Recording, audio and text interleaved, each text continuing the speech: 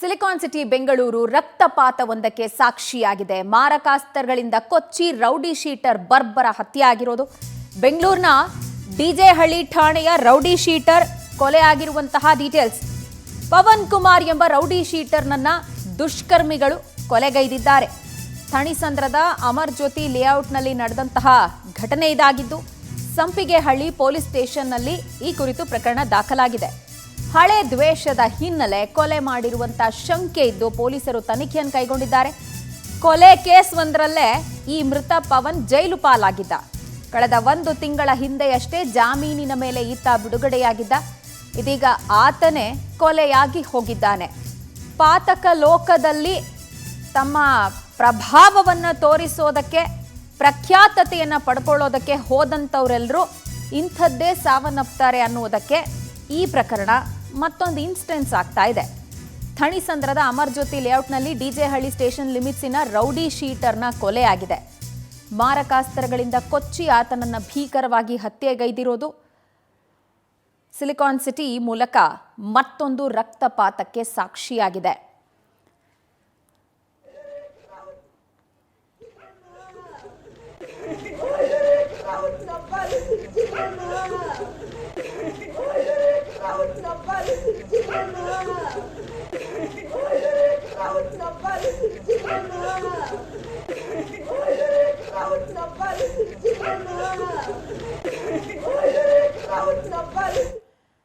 Details ಕೊಡ್ತಾರೆ. ಘಟನಾ ಸ್ಥಳದಿಂದ ನೇರ ಸಂಪರ್ಕಕ್ಕೆ ಸಿಗ್ತಾ ಇದ್ದಾರೆ ನಮ್ಮ ಪ್ರತಿನಿಧಿ ವೆಂಕಟೇಶ್. ಪಾತಕ ಲೋಕದಲ್ಲಿರುವಂಥವರು ಪಾತಕಿಗಳಿಂದಾನೇ ಸಾವನ್ನಪ್ತಾರೆ ಅನ್ನೋದಕ್ಕೆ ಈ ಪ್ರಕರಣ ಮತ್ತೊಂದು ಇನ್ಸ್ಟೆನ್ಸ್ ಆಗ್ತಾ ಇದೆ. ಆ ಸ್ಥಳದ ಚಿತ್ರಣ ಈಗ ಹೇಗಿದೆ? ಆ್ಯಂಡ್ 1 ತಿಂಗಳಷ್ಟೇ ಆಗಿತ್ತು ಈತ ಬೇಲ್ ಮೇಲೆ ಹೊರಗೆ ಬಂದು ಅಂತ. ಸೊ ಹೆಂಗೆ ಪ್ಲಾನ್ ಹಾಕಿದ್ರು ಅಪೋಸಿಟ್ ಗ್ಯಾಂಗ್ನವರು?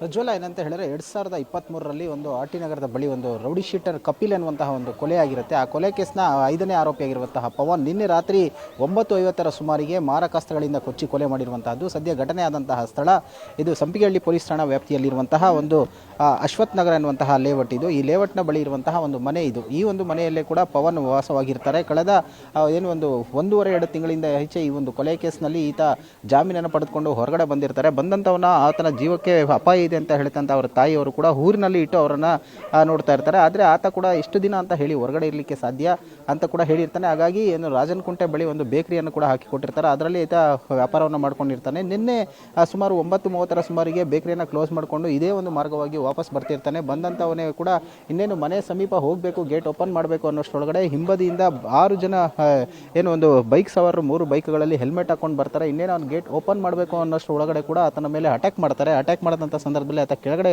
ಕುಸಿದು ಬೀಳ್ತಾನೆ. ಮಾರಕಾಸ್ತ್ರಗಳಿಂದ ಭೀಕರವಾಗಿ ಕೊಲೆಯನ್ನು ಮಾಡ್ತಾರೆ. ಈಗೇನು ಮಗ ಒಳಗಡೆ ಬರ್ತಿದ್ದಾನೆ ಅಂತ ಹೇಳಿ ತಾಯಿ ಕೂಡ ಹೊರಗಡೆ ಬರ್ತಾರೆ. ಆದರೆ ಮೇಲೆ ನಿಂತು ತಾಯಿ ಕೂಡ ನೋಡ್ತಿರ್ತಾರೆ. ಆ ಮಗನ ಒಂದು ಹಲ್ಲೆ ಮಾಡ್ತಾ ಇರುವಂಥದ್ದು. ಸದ್ಯ ಆತನ ಉಳಿಸ್ಕೊಳ್ಳೋ ಒಂದು ಪ್ರಯತ್ನ ಮಾಡಿ ಕೆಳಗಡೆ ಬಂದಂಥ ವೇಳೆಯಲ್ಲಿ ಗೇಟನ್ನು ಕೂಡ ಲಾಕ್ ಮಾಡಿರ್ತಾರೆ. ಆದರೆ ಆ ಮಾರಕಾಸ್ತ್ರಗಳಿಂದ ತಾಯಿಯ ಹೆದರಲ್ಲೇ ಭೀಕರವಾಗಿ ಕೊಚ್ಚಿ ಕೊಲೆ ಮಾಡ್ತಾರೆ. ತಾಯಿ ಅಂಗಲಾಚಿ ಬೇಡ್ಕೊಂಡ್ರು ಕೂಡ ಈ ದುಷ್ಕರ್ಮಿಗಳು ಕೂಡ ಆತನನ್ನು ಬಿಡಲ್ಲ, ಹತ್ಯೆಯನ್ನು ಮಾಡ್ತಾರೆ. ತಕ್ಷಣ ಆತ ಸ್ಥಳದಲ್ಲೇ ಕುಸಿದು ಬೀಳು ತೀವ್ರ ರಕ್ತಸ್ರಾವವಾಗಿ ಆತ ಸ್ಥಳದಲ್ಲೇ ಸಾವನ್ನು ಹಪ್ತಾನೆ.